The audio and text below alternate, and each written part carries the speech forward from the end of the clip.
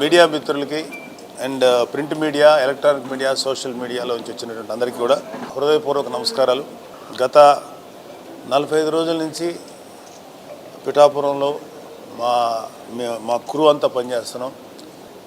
ఇప్పుడు ఇక్కడ నాగేష్ ఉన్నాడు, మహేందర్ రెడ్డి, అజయ్, మన మర్రెడ్డి గారు, స్వరూప, కడలీశ్వరి, శంకర్ గౌడు, శివ అండ్ నాయుడు గారు, ఇలా ఇంకా కడార్ నాయుడు గారు.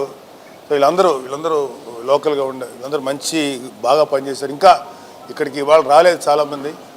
కొన్ని ఎమోషన్స్కి అందరూ లోనేయం ఈ వెళ్ళే ప్రాసెస్లో, కానీ అందరూ కూడా మనస్ఫూర్తిగా పనిచేశారు. ఇది క్రైసిస్ టైం, 19 నుంచి 24 మొన్నటిదాకా. ఈ క్రైసిస్ టైంలో ఆంధ్రప్రదేశ్ ప్రజలందరూ కూడా సైకలాజికల్గా కానీ లేకపోతే ఇంకా అన్ని రకాలుగాను ఒక రకమైనటువంటి భయంగా గడిపారు.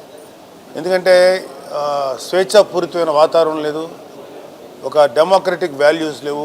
ఇలాంటి చోట్ల ఇతన్ని ఎట్లయినా సరే ఓడించాలి అనేటువంటి, ఇతను దింపేస్తే బాగుంటుంది అనేది మొట్టమొదటి ఆకాంక్ష ఎక్కడి నుంచి వచ్చిందంటే ప్రజల నుంచే వచ్చింది. ఆ ప్రజల నుంచి వచ్చిన ఆకాంక్ష కదా ఏ రాజకీయ పార్టీ అయినా అమలు చేయాల్సి ఉన్నది.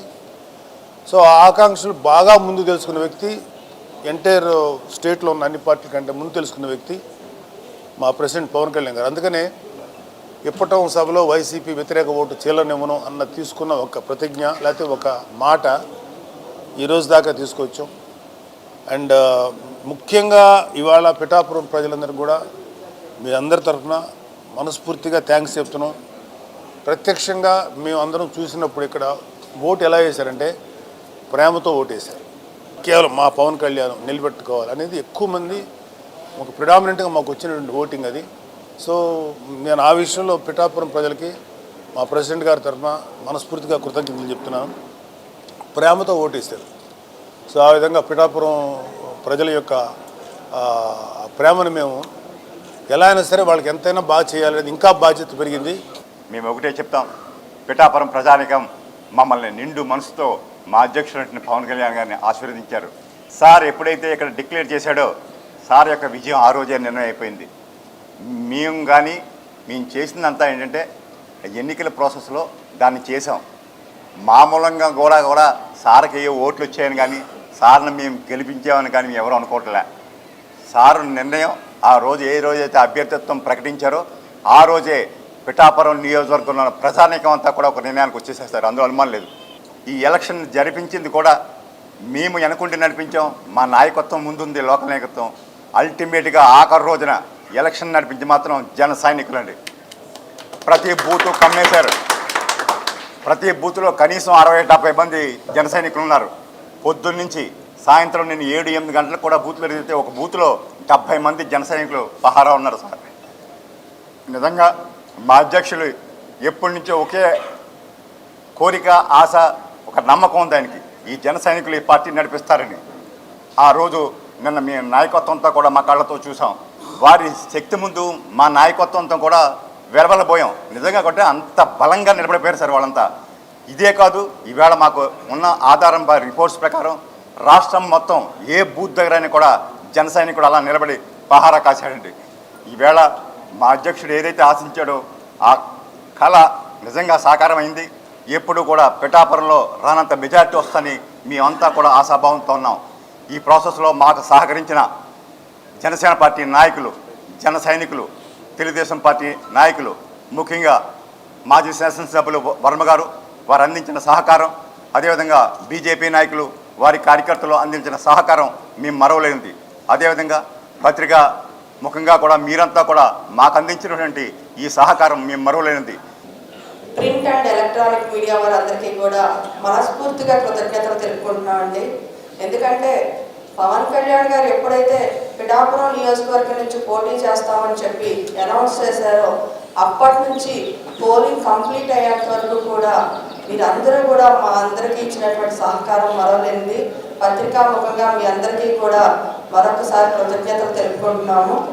ఇక్కడ పిఠాపురంలో ఉన్నటువంటి ప్రతి వ్యక్తి మీద ఆయన నమ్మకం ఉంచి నన్ను మీరు గెలిపిస్తారు అనేటువంటి నమ్మకంతో ఆయన రాష్ట్రం అంతా ప్రచారం కొనసాగించారు. అదే నమ్మకాన్ని ఈ రోజున జన సైనికులు, పిఠాపురంలో ఉన్నటువంటి జన సైనికులు అందరూ కూడా నిలబెట్టుకున్నారంటే దీన్ని మేము చాలా గర్వంగా భావిస్తున్నాం.